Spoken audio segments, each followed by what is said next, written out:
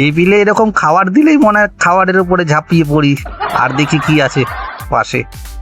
এই নকল ডিমগুলো টেবিলে রেখে দিয়ে আসল ডিমগুলো নিয়ে নি, আমরা দুজন মিলে খাবো। একটু সস নিয়ে একটু মিশিয়ে দিই, তাতে আমার আরো ভালো লাগবে খেতে।